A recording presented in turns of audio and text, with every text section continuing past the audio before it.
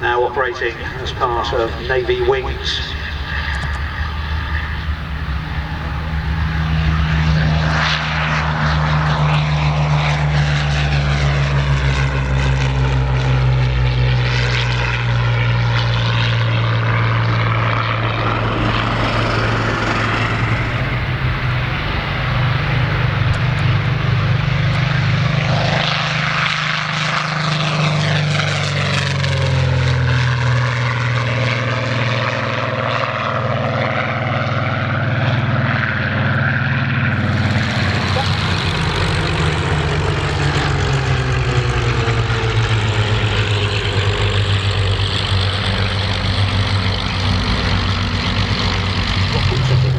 Fired it off the bow.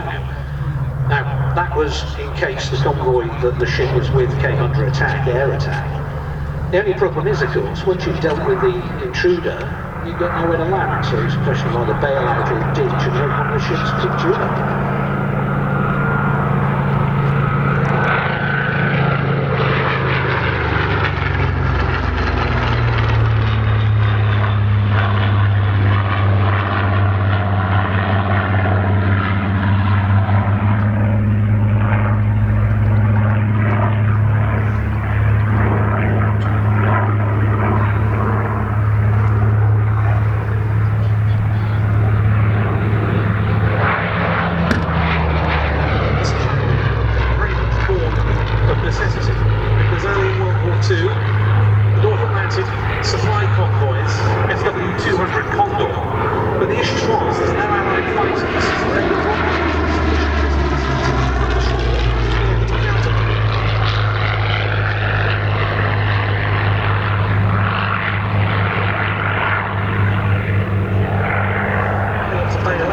Later, the Sea Hurricane's range was, however, extended with the use of drop tanks, which would hopefully enable them to make shore.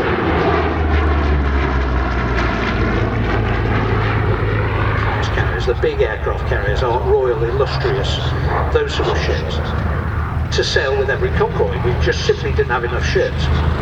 So they started taking a limited ship and putting a flat deck on the top.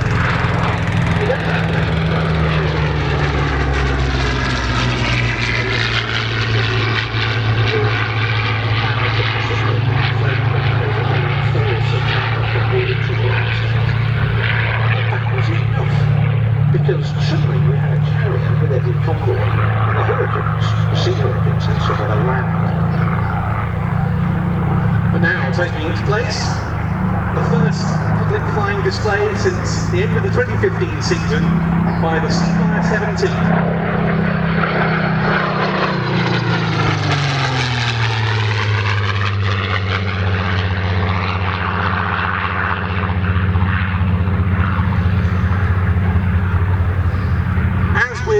The Spitfire, the Hurricane rather, the Spitfire was adapted for fleet air arm use owing to shortages earlier in the war of more bespoke naval fighters. Supermarine had in fact proposed a naval variant of the Spitfire pre-war, but it was rejected. Then when the Royal Navy actually wanted one, production for the RAF was taken priority.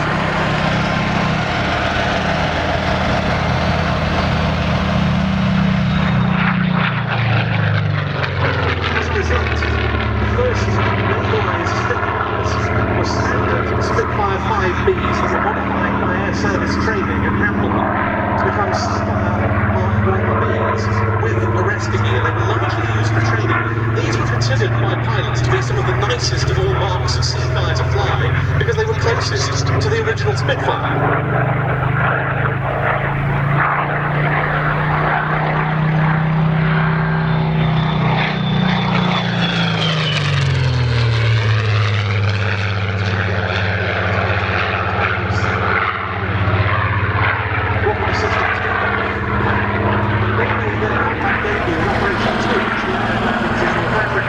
Towards the end of 1942, and that saw the Seafire's first kill when NATO 7 squadron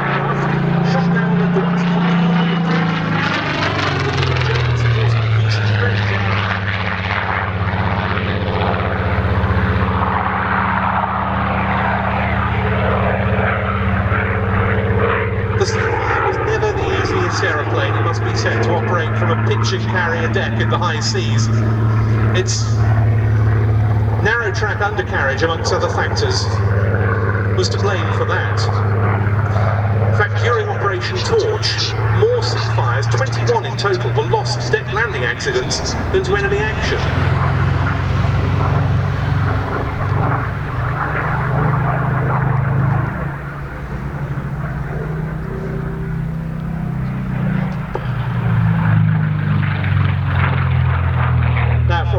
Was just said, you can imagine by the time we get on to the bigger, heavier versions of the Seafire, Griffin powered, this one powered by Griffin 6, kicking out 1,850 horsepower, you've got a much bigger, heavier aircraft on the second narrow track infantry.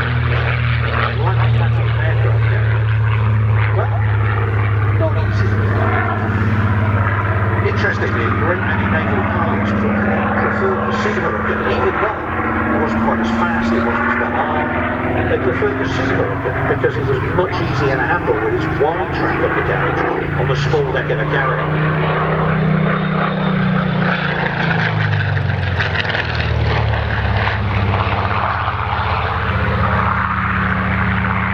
The late, great Captain Eric Brown had said of the Hurricane, it took to the maritime environment remarkably well.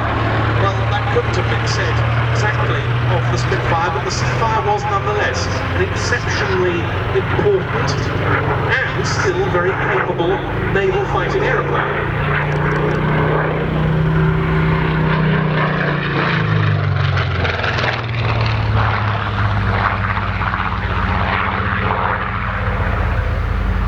Interestingly, they didn't put folding wings on the Seafire until Mark III, another Merlin-engined version. The Sea Hurricane had never had folding wings, which meant they had to be tied down in all weathers on deck. The rugged Hurricane airframe was very good for that because it was able to withstand that sort of battering from the elements.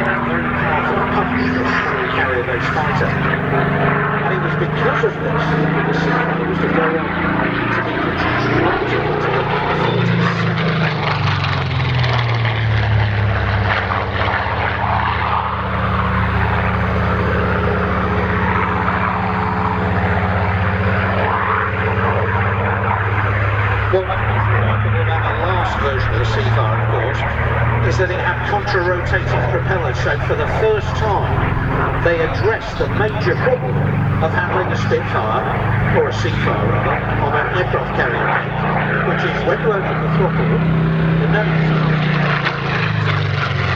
Unfortunately, there's a conning tower in the way.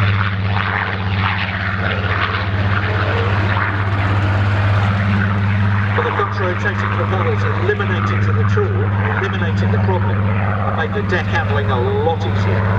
Yes, when the Mk.XVII Seafire introduced the Griffin engine, it really was up against the limits of the type's capabilities as far as carrier handling was concerned. The 17 that we see here began to address those problems with a modified undercarriage.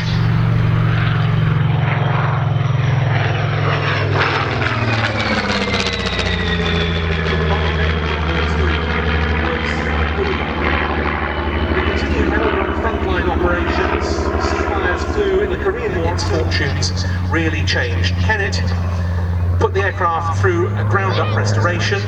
It flew again in 2006 and made its debut here very soon afterwards. It then carried on flying on the display circuit through until the end of 2015, when it was put into a major overhaul. It took to the air again from Old Warden, because Kennet Aviation is now based here, in November 2021, and it was that same month that it was acquired by Navy Wings the organisation that does so much to preserve our naval aircraft heritage. Their heritage flight based in RNAS the Overton, and so that aircraft has almost come back home.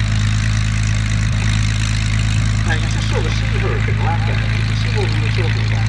The undercarriage wheels go from the middle of the fuselage outward, so they give you a great big wide track and nice and stable on the ground, nice and easy to handle. So much easier on an aircraft carrier. Now watch the Spitfire, because of course the wings, the wheels are in the wings and extend outward, inward rather, so they're closer together. Makes for a much narrower track undercarriage, as you can see here.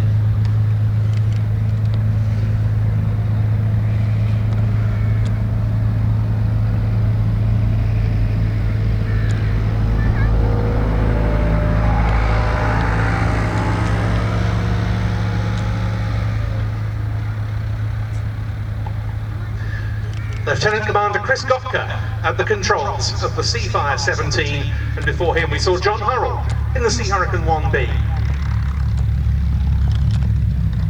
And you can see another aircraft there from Navy Wings out on the flight line. They're yellow Harvard in their corporate colours, which we may well see departing back to Yeovilton later on. They